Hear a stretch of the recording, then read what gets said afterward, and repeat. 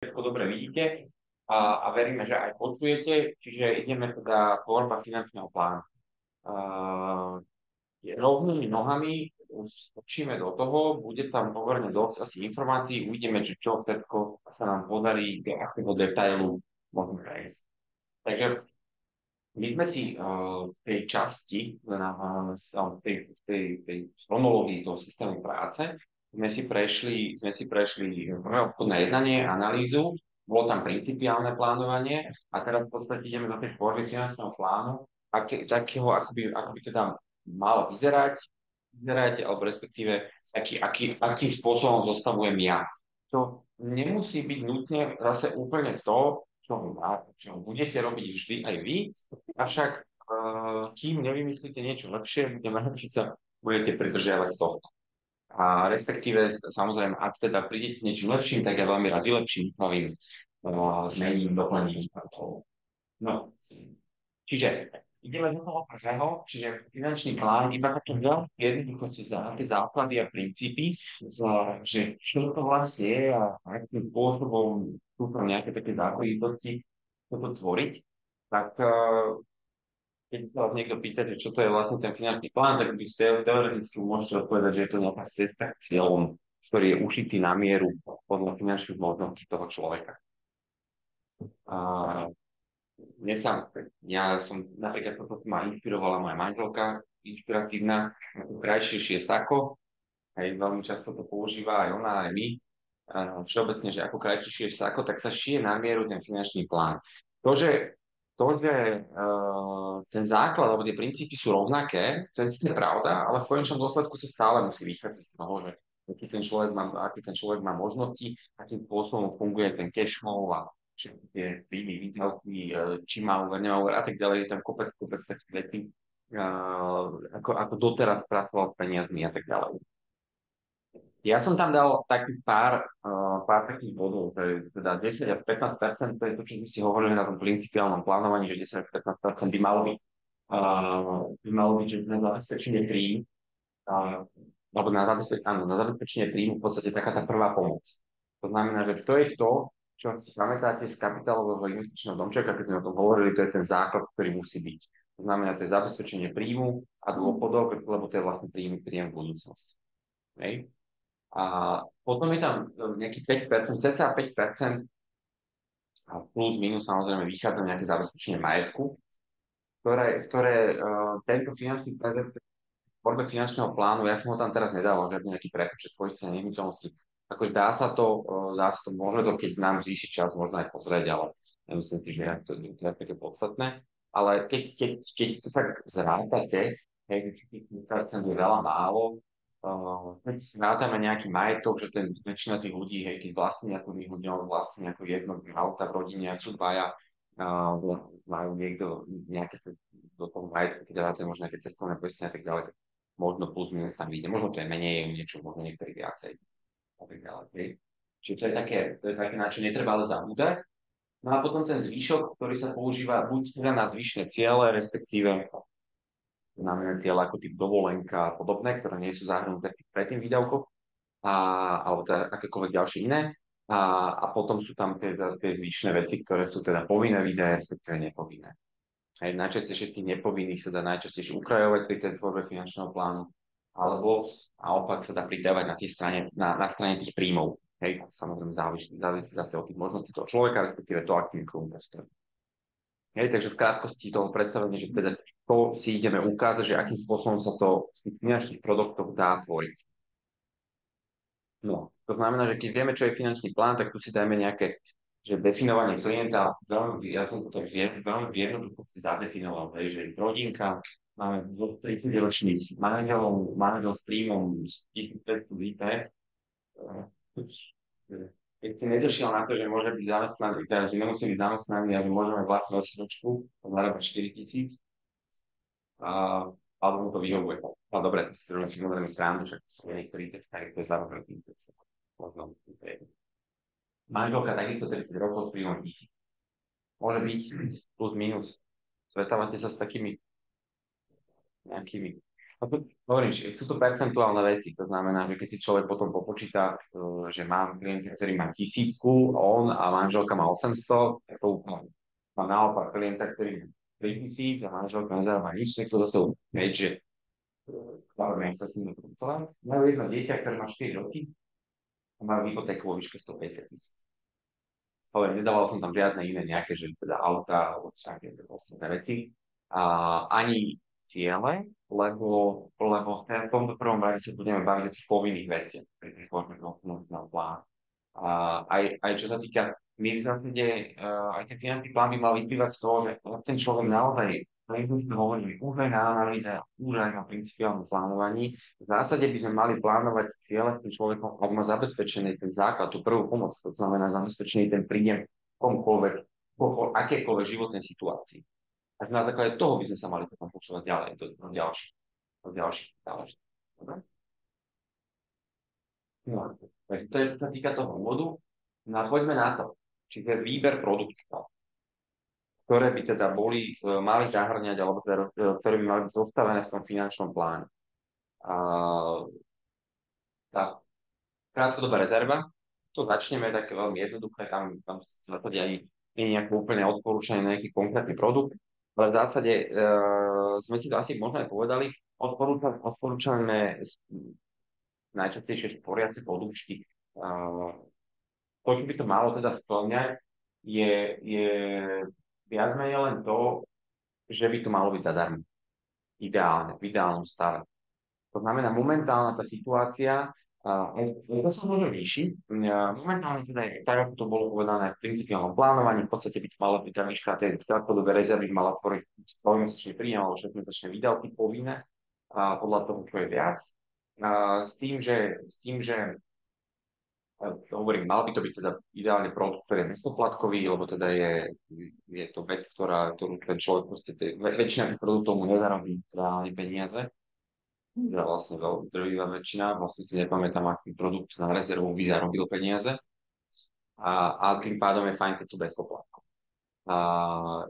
Preto je tam napísané, že sporiaci podúčet, lebo sme v takom období, ale nebolo vždy to, keď sme boli v takom období.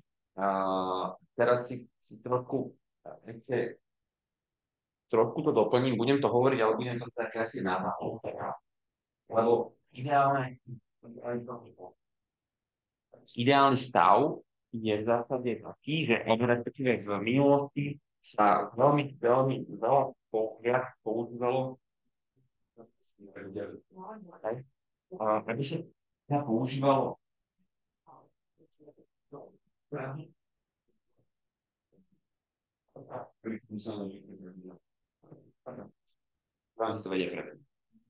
v minulosti sa používal napríklad peňazí používalo jeden z produktov krátkodobé rezervy.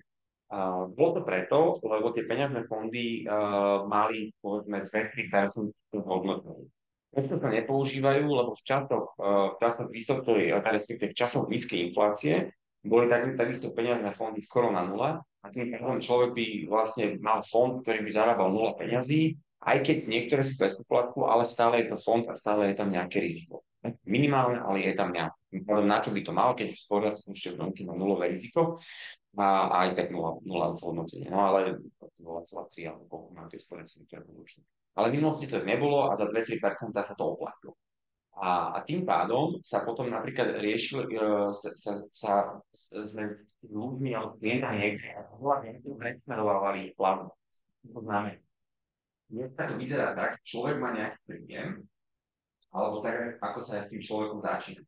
A ten príjem mu príde najdôležitejšie, že na bežný účet. Niektorí ho dostanú v hotovosti, ale potom robia niektoré transakcie, ale berme to tak, že z tej hodinky 1500 out. A teraz z toho bežného účtu povedať principiálne, v zásade ako prvá transakcia by mala ísť, to si takého už ukážeme, ale v zásade tých 10-15% by boli z toho zaplatia oni sami sebe. Môžu sú tie povinné výdavky, potrebujú si nejaké výdavky, potrebujú sa nejaké hypotéky a tak ďalej, potom sú nejaké tretie, budú nejaké priebežné výdavky a teoreticky sme nejaké ciele, nejaké videóky a tak ďalej. Ale nie je to úplne podstatné. Proste on to robí celého toho bežného účtu.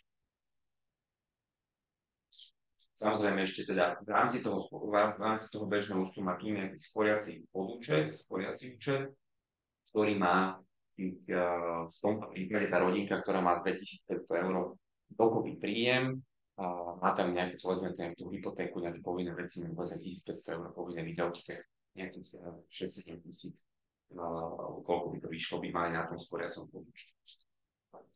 No, a teraz, čo tým chcem vlastne povedať, je, že sporiaci podúčet, lebo napríklad ten podielový fond, ten mal to hodnotenie, tak teoreticky sa to dá urobiť tak, ten človek urobiť narábať také drobné percentá, ktoré v dlhodobom horizonte majú veľký zmysel, nemám to tu. Takže vlastne všetky väčšinou smerovávať ten ďalší účet. Je vlastne z toho bežného účtu mu idú peniaze do toho peňažného fondu. A ten peňažný fond potom ide, že keď je to povinné výdavky a tak ďalej. On to rozhadzuje.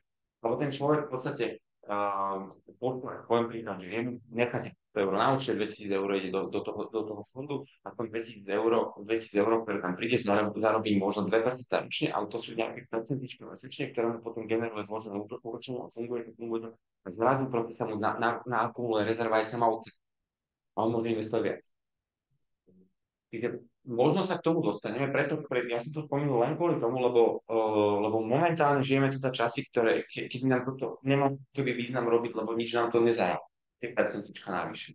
Ale v minulosti to tak bolo a je veľmi pravdepodobné, že sa k tomu dostaneme v čase tej vyššej inflácie, ale tie peňažné fondy toto robia. Toto dokážu robiť, že oni v podstate vyrovnávajú tú infláciu.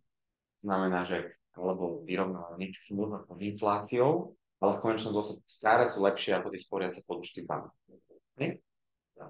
Rozumiete tomu? Čo som povedal? Aj, ak budú nejaké práce. No, dobre, čiže to je krátkodobá rezerva. Veľmi stručne si povieme teda o druhom produkte, poďme druhý pilier, po ktorom, ak sa nemýlim, budeme mať vlastnú tému venovanú budúci týždeň. Hej, to znamená, že o tom si teda povieme oveľa viacej budúci týždeň, ale veľmi v krátkosti, že čo nám ten druhý pilier v tvorbe toho finančného plánu prinesie, tak toto je, až teda zvýši napríklad čas, tak sa môžeme trošku povenovať aj nášmu portálu, aj keď tomu to budeme pozerať možno detailnejšie budúci týždeň, ale ten portál nám prináša veľmi veľa praktických pomôcok, toto je napríklad na jednu z nich, je to výstup, alebo nie úplne celý výstup, to je také jednoduché PDF, to dokáže spraviť, ale výstup z dôchodkovej kalkulačky. To znamená, človek tam zadá nejaké parametre, hej, v tomto prípade ja som zadal, koľko má ten človek rokov, že má jedno dieťa, že má teda príjem 1000 eur v čistom, že má ukončil štúdium zhruba v takom a takom roku, a že druhý pilier má, ja som mu to dal, že ho založil 28. Hej, vo veku 28. Hej, 24. skončil školu, 28. založil druhý pilier, hej, teraz má 30. Jaký má príjem? 1500, hej? Čiže ak informácie o predpokladaných dôchodoch pri zohľadnení vplyvu demografického vývoja, čiže vieme, že obyvateľstvo starne a tak ďalej, ten človek mohol by očakávať, že 60, ono to, inak ten vek odchodu do dôchodku, on sa tak posúva, čiže už aj my nemáme 60, teda respektíve, neviem, či my ešte, ale teda ja som 5 ročník, neviem, či presne už ktorý rok ma čaká. Ale čím mladší, tým je to trošku ďalej. No, ale pre mladšie ročníky už to tak není. A je to dôchodková kalkulácia, to informuje, neviem, či tomu to nedalo 66 rokov. Čiže, ale ten človek má predpokladaný dôchodok z prvého piliera, predpokladaný, lebo teda nikto neodhadne ten demografický vývoj a samozrejme nikto neodhadne úplne to, že akým spôsobom sa ten dôchodok z prvého piliera bude meniť. Lebo to je stále, hej, to znamená, že to je stále živý organizmus a stále sa mení výpočtovej jednotky, ten samopoistenie a tak ďalej. Čiže to prečo je predpokladaný tak presne preto, ale teraz momentálne 36,52%, čiže ak má ten druhý pilier, tak je to plus 15%, tak ďalšie 300 eur. Čiže ten človek má v podstate náhradu nejakých 51% a 50% s druhým pilierom do svojej hrubej mzdy. Lebo všetky tie čísla sú počítané z hrubej mzdy. To znamená, že on má síce 1500 čístom, 2000 niečo v hrubom, a 2000 iba v hrubom preto, lebo ja som mu dal, že si uplatňuje daňový bonus na dieťa, inak by to bolo 2100 alebo 200, takže by to bolo trošku viac. A teda môže teda teoreticky očakávať, že zhruba tá tisícka mu príde do SAPu po tých 35 rokov alebo koľko.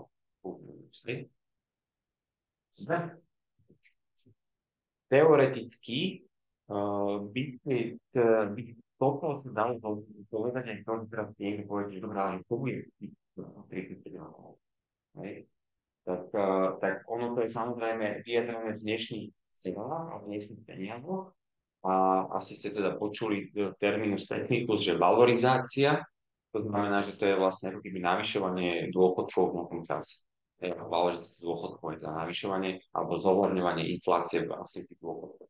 To znamená, že v poslednej dobe sa tie dôchodky navyšovali celkom fajn, povedzme si, aj keď na úkor nejakého štátneho dlhu a tak ďalej.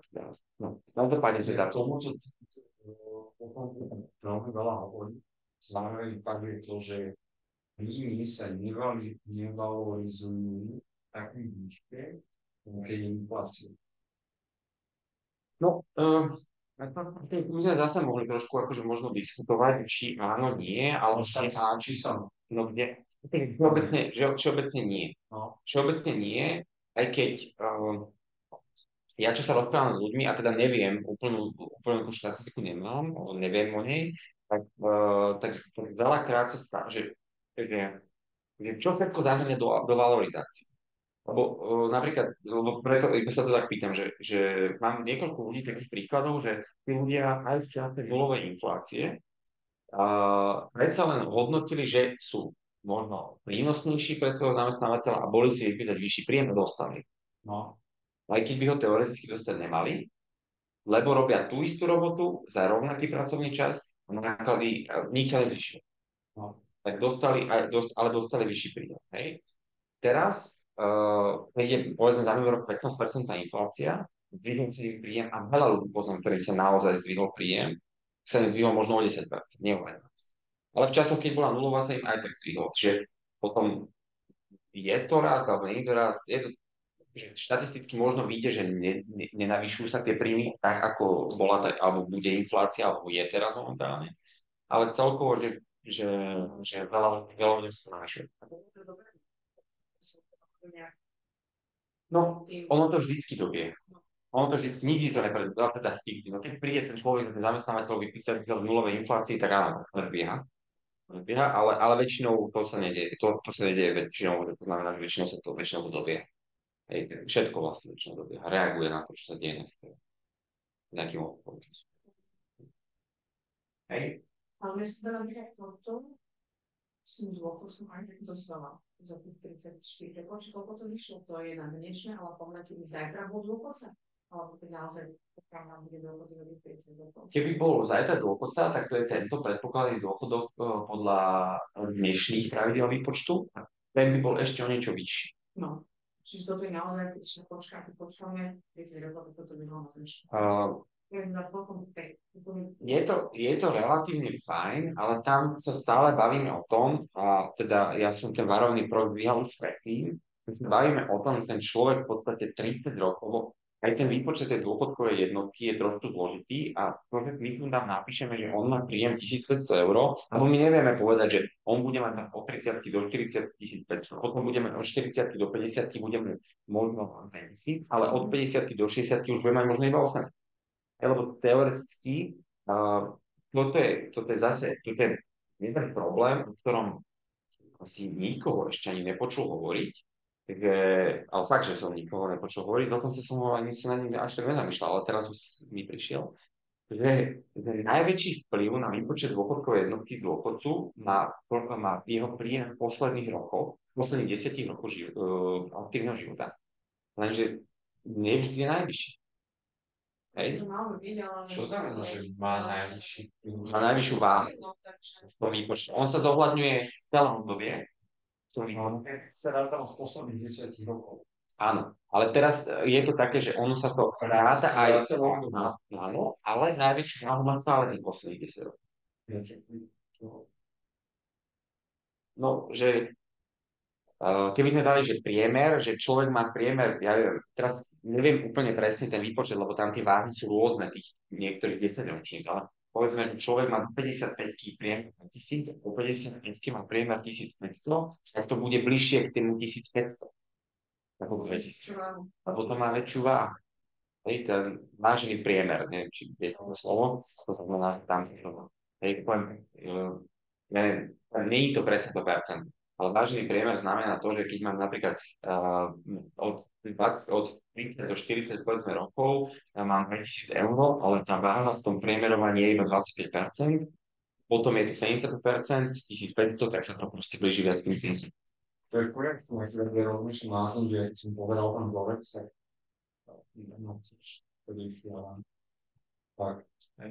tak som tam nič také. No, je to akože v konečnom dôsledku, teraz neviem, či ten príklad, že niektorí ľudia sa nemajú v posledných rokoch, keď predúchodu nemajú zamestnávať za menej peniaz. To je Presne kvôli tomu, aby sa im nedehonestovala dôchodková výpočet, lebo by mohli mať nižší dôchodok ďalších 20 rokov. Ale to nezodpovedá to, že je to fázy. Lebo on to zniží tak, či tak. Či to je tá posledná fáza, tak by si hovoril. No veď, ale však to hovorím, že niektorí ľudia sa už nechcú zamestnať pred dôchodkom. Lebo vedia, že budú mať nízky priemer. A ten im zniží ten výpočet dôchodkovej jednotky.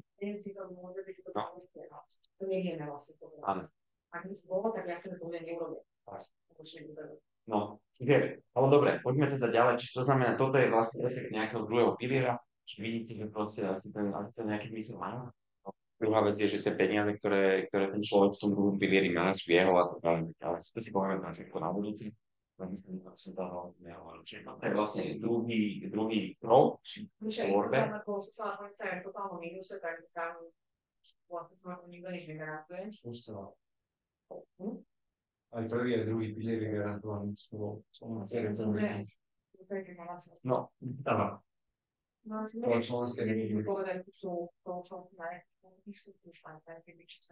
Momentálne je prijatý, je stále platný minimálnu dôchodku, ale samozrejme nikto by ho nechcel mať reálne, ten minimálny, ale hovorím, budeme sa o tom baviť na budúce, lebo to nezvýši čas na tie témy, ktoré chceme dneska prebrať, takže to je jedna vec. A druhá vec je tá, ešte spomeniem to, že tu sa stále bavíme o tom, že ten človek je 30 rokov zamestnaný. To znamená, že keď ten ITčkár pôjde do tej SROčky, tak toto už nebude. Toto už nebude logicky, hej? Respektíve mohol byť zamestnať sám seba. Hej. Čiže môže mať samozrejme viac, ale nie z týchto pilierov. Dobre, čiže to je prvý, druhý pilier. Momentálne teda v druhom pilieri fungujú týchto spoločností. Budeme sa tomu venovať. Som chcel zase okomentovať niektoré z nich. Ja teda okomentoval som ich asi týmto spôsobom. Takže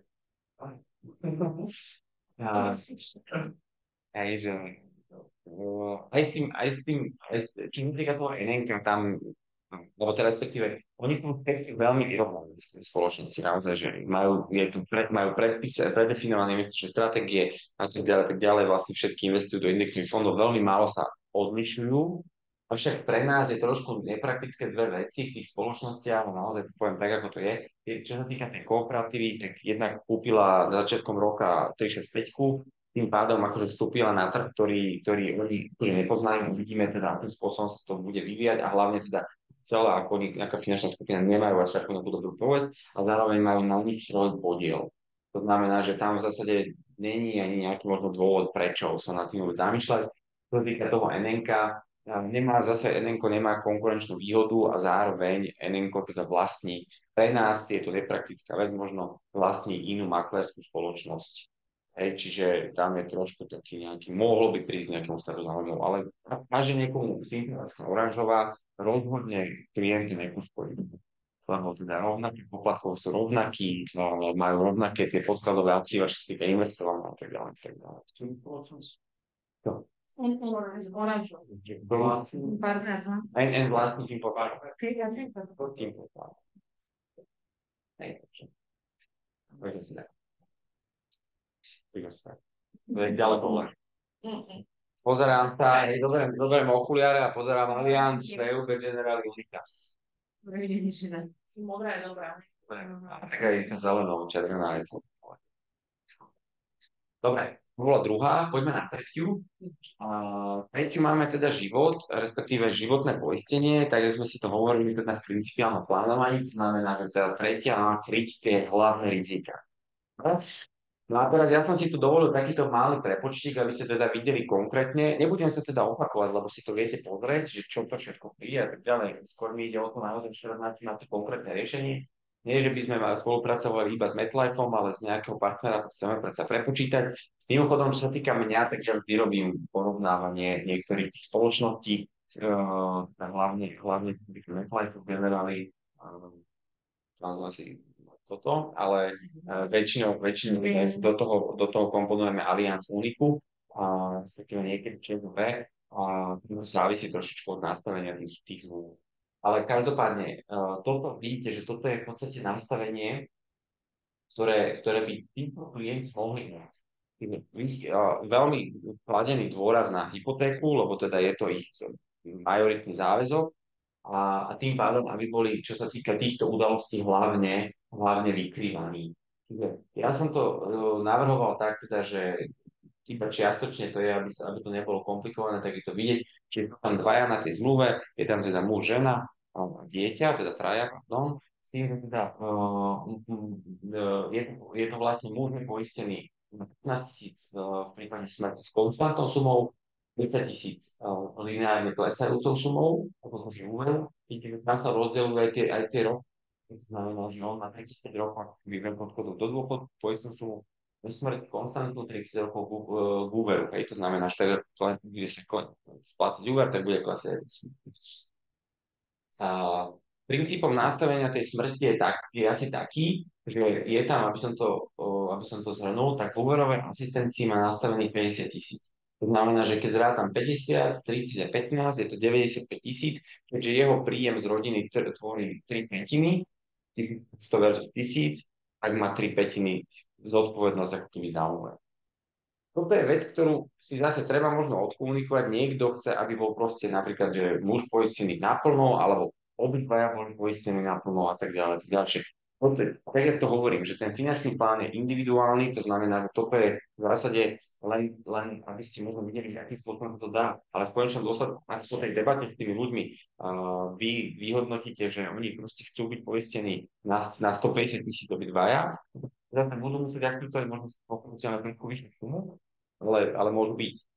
Čiže to znamená, Zároveň je otázka, ako nie možno, ale komu by neviem, ako majú no, 100%, akože tá rezerva do toho asi úplne nastupuje, ale ten druhý pilier no áno, ale akože v tomto prípade akože tým samozrejme, že keď má niekto investičnú nehnuteľnosť, tak sa môže k tomu inak pristupovať. Ďalšia vec je druhý pilier. Ja som z toho momentálne pre jednoducho vynechal, ale len kvôli tomu, lebo v podstate bolo založené len 2 roky. Tým pádom za tie 2 roky tam ešte naozaj nebude mať 20 000. No. To znamená, že to je čo sa týka smrti. Zároveň teda to preskočím ešte v rámci tej úverovej asistencie je poistený aj na invaliditu, aj na kritické choroby. Tým pádom má vykryté tieto veci, ak by sa mu teda niečo v rámci týchto vecí stalo v tom úvere. A takisto ešte zvlášť, lebo toto je klesajúca suma, tak zvlášť na dopoistenú plnú invaliditu na 4 000, čo je teda 1,5 násobok ročného príjmu, musím to ktoré vyrátal cca tak vidie. Čiže v podstate to má ako keby zabezpečené relatívne fajn. a takisto má dopoistené trvalé následky úrazu. No a to je viac ako dokupy invaliditu, viac ako 10-násobok príjmu.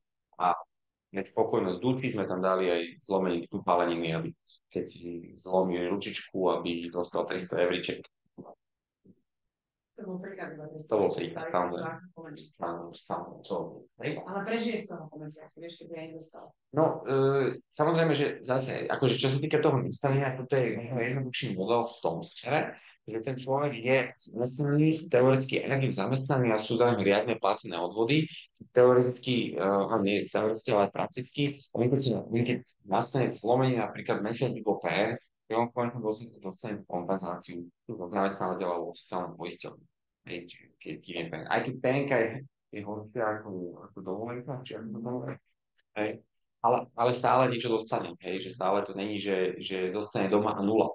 Tak jak napríklad človek, keď je naživno zamestnaný, to je také sladkové spojenie, ale bohužiaľ, alebo deje sa to, alebo je zamestnaný na minimálnu mzdu, potom je to o to horšie, hej, že zostane doma mesiac, je v gastre príklad, ľudia, ktorí majú pol výplatu a pol prínosy, tak, alebo som možno prehnal, ale dobre majú nejaké, a teraz mesiac tam sa neukážu,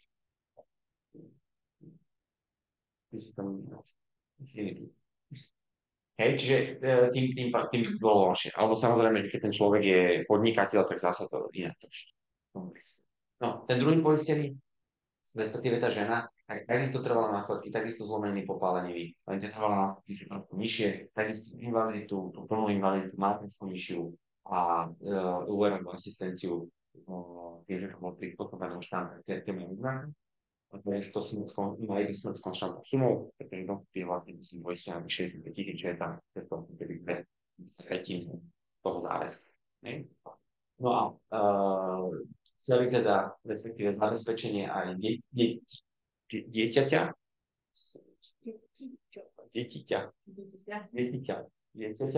kde sú teda tieto rizika, hej. Dokopy tie detská vlastne je to 9,5 eur, ale ten čísla máte, že tam či pomerne 9,5 dieťaťa. No, celkovo to, čo za to platia, je 83,12.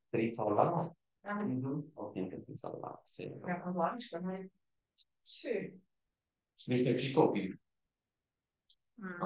Hej, čiže len taký príklad toho, že v podstate, keď si pamätáte, čo sme hovorili, že teda 10 až 15% je to, čo teda minimum, a z tej sumy zhruba 30% by malo byť náklad na poistenie, naozaj z ohľadu na či majú úver alebo nejaký záväzok a tak ďalej.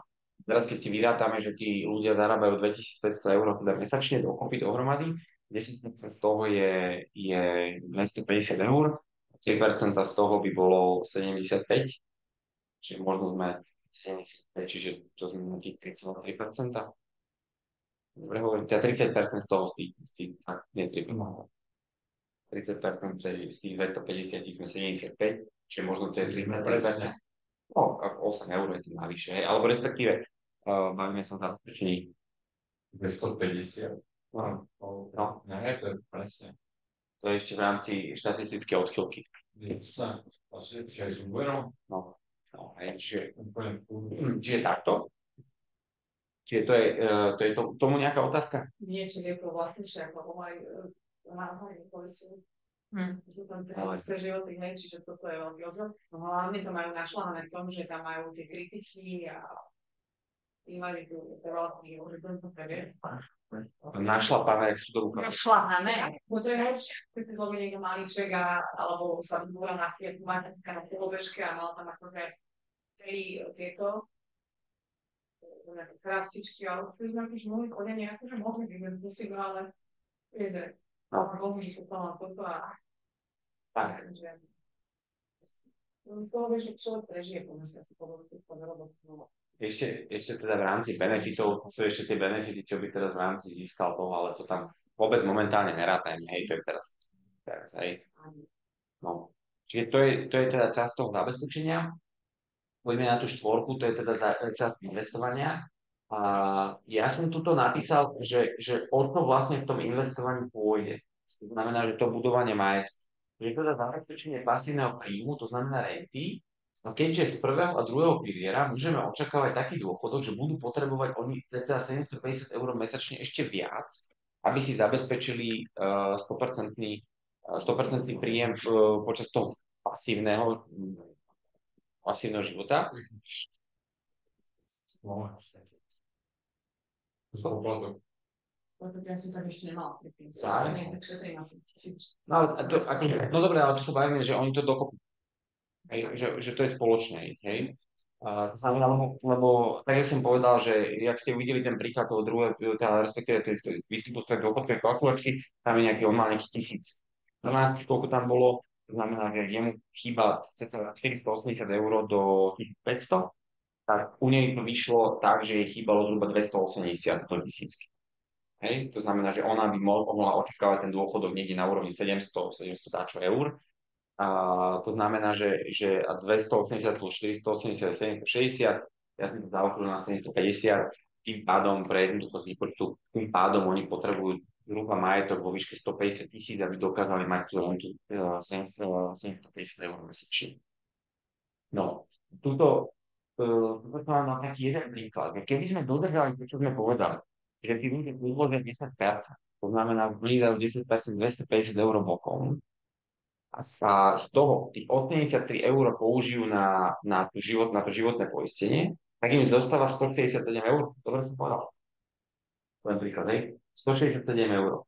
Ak by 167 eur investovali po dobu 35 rokov, áno, tak ich celkový vklad do celkové investície sú na úrovni 70 000 a ich očakávaná suma na konci investovania je 272. To znamená, za to, že tí ľudia si odložia 10%, zabezpečia príjem, zabezpečia dieťaťo a zároveň si zabezpečia v podstate tú rentu na dôchodku nie 750, ale skoro randovo toľko, alebo naopak, môžu do toho dôchodku na tú rentu ísť možno skôr. To znamená, že oni v čase, kedy by možno budú mať tých 50 000 v 50 alebo možno 58, tak si povedia, že OK, alebo si proste nechajú vyplácať, alebo proste akýkoľvek možnosť. Majú možnosť voľby, dávajú tu ten alternatívny, ten aktívny príjem tú možnosť. To je jedna varianta, ale v podstate, keby sme išli na to, že chceme tých 150 000, že nebudú tam dávať nejakých zbytočných veľa peniazí, tak dajú tam tak, aby mali tých 150 000. To znamená, ja som to prepočítal na základe napríklad 100 eur mesačne, 100 eur mesačne vkladajú po dobu 35 rokov, som to určite si je 163 000 a tých 163 000 by malo naozaj postačovať na to, aby mali vyplácenú rentu 1500 eur mesačne, 750 eur mesačne, minimálne po dobu 20. Zároveň tu je to také odporúčanie na boku, že teda pri tých sumách, čo sa týka tej realizácie, tak odporúčame v podstate vyvažovať, čo si povieme za chvíľočku, teda na tej téme investovanie, a vyvažovať medzi aktívne riadenými podielovými fondami a ETF fondami.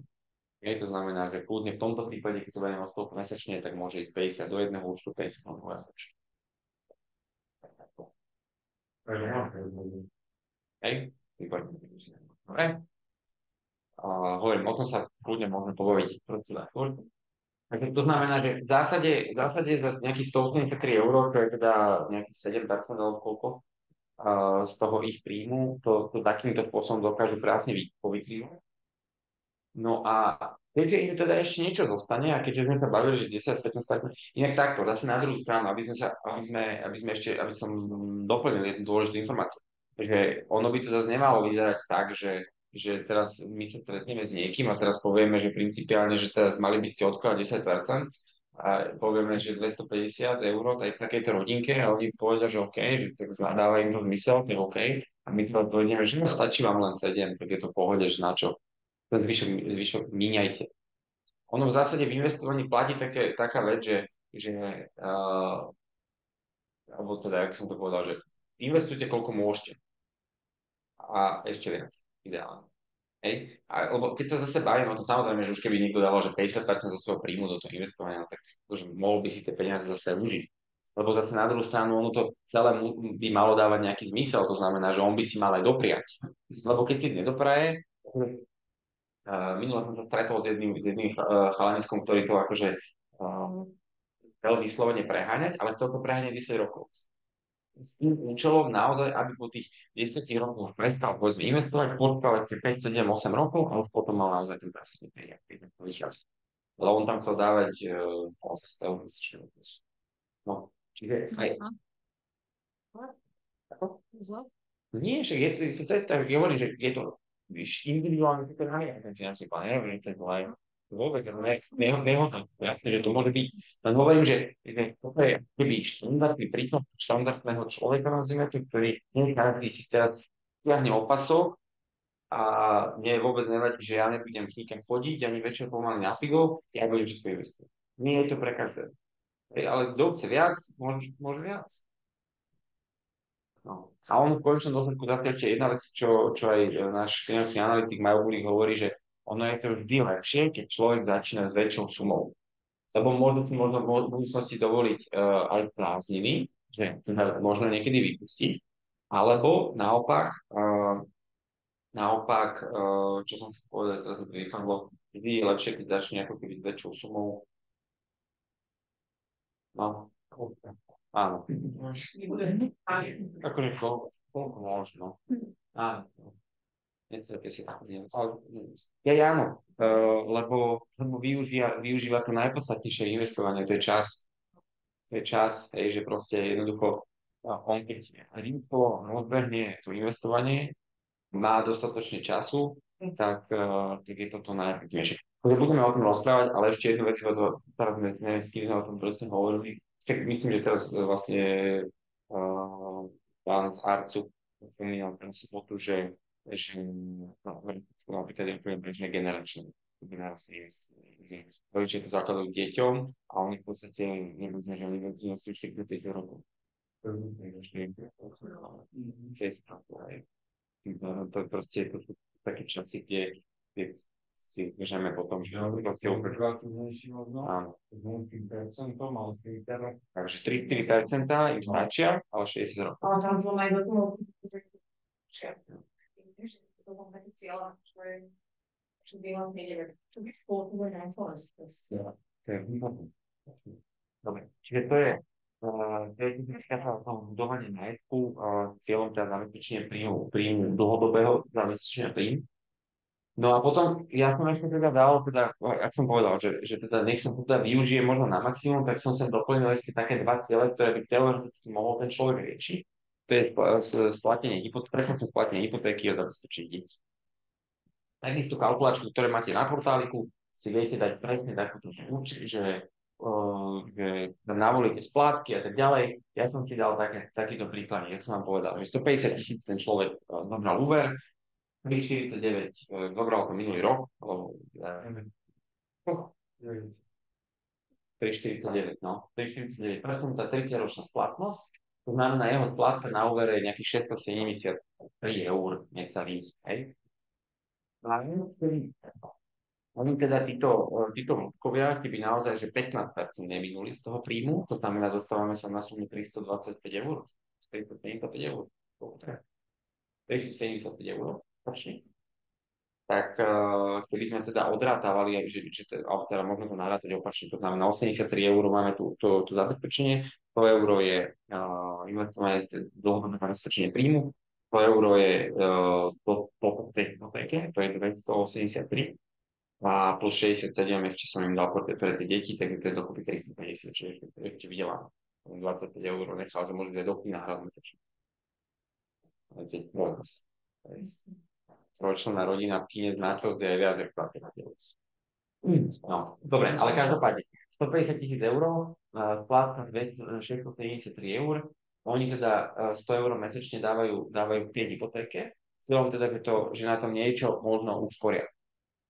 Popri tom majú rezervu na to, že keby sa im niečo teda vymkne spod kontroly, tak môžu to aj toto použiť ako rezervu. Samozrejme, oni napríklad na takomto účte sporia v hypotéke, nazvime to v investičnom hypotéke, majú rezervu, ktorú by mali mať 6-7 tisíc eur, tak im trošku potom stráca zmysel mať tie peniaze na tom sporiacom účte. Čiže oni to už tam nemusia ich tam mať. Môžu ich nainvestovať zase do investovať. Alebo to môžu znížiť. Podstatné je, že či majú ten zdroj, odkiaľ tie peniaze zobrať a relatívne rýchlo. Hej? Takže to už môžu potom vymeniť.